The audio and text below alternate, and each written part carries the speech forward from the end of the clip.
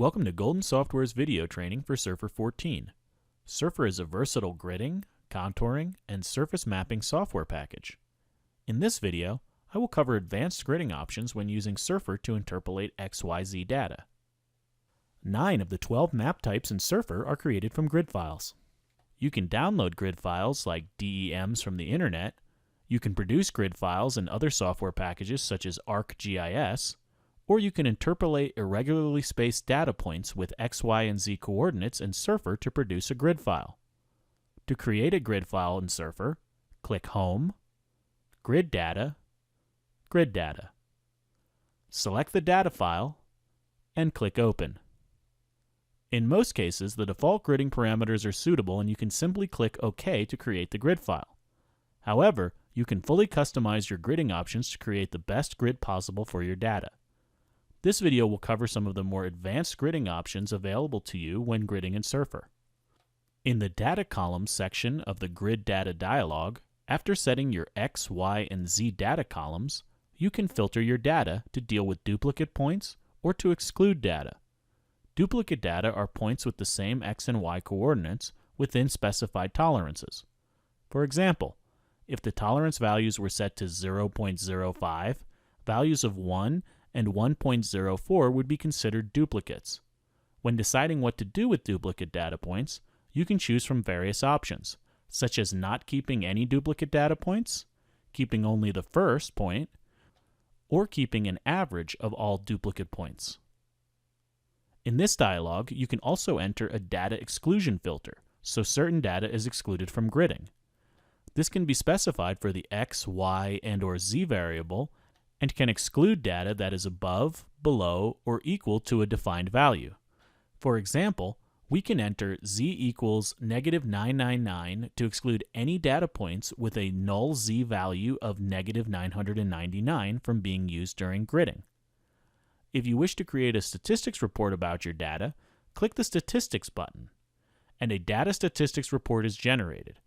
If you wish to create a report with information and statistics about your data file and grid file, check the box next to Grid Report, and Surfer will generate a Grid Data report after gridding is completed.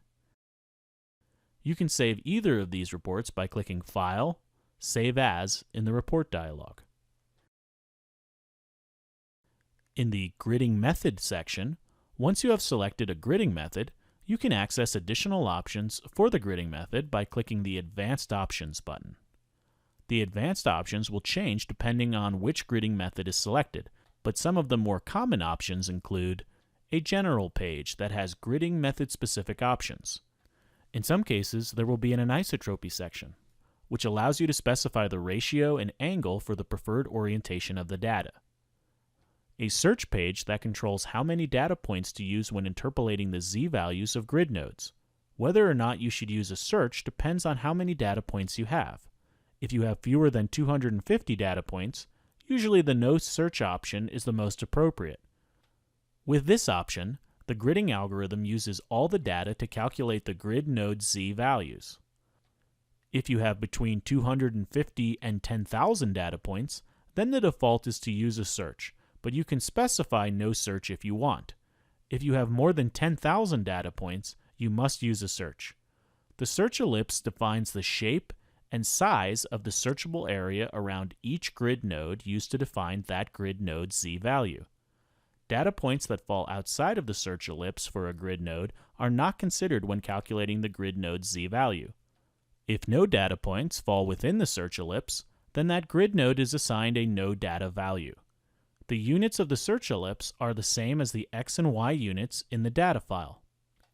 A breaklines, or breaklines and faults page, which allows you to include a breakline or fault line when gridding data.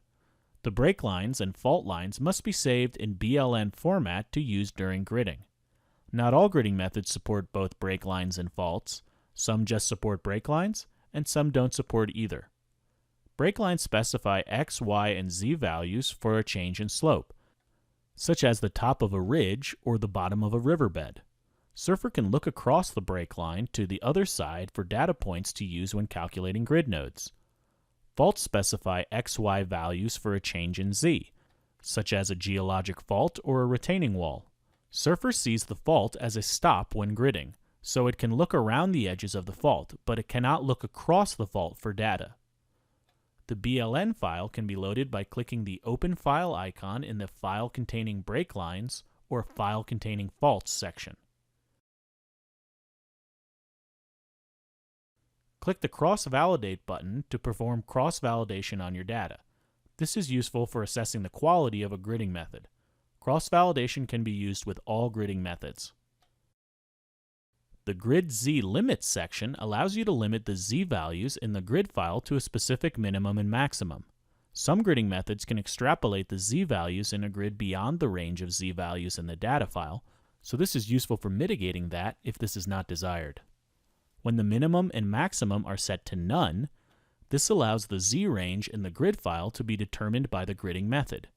If you want the Z range in the grid file to exactly match the Z range of the original data file, change the minimum to data min and the maximum to data max.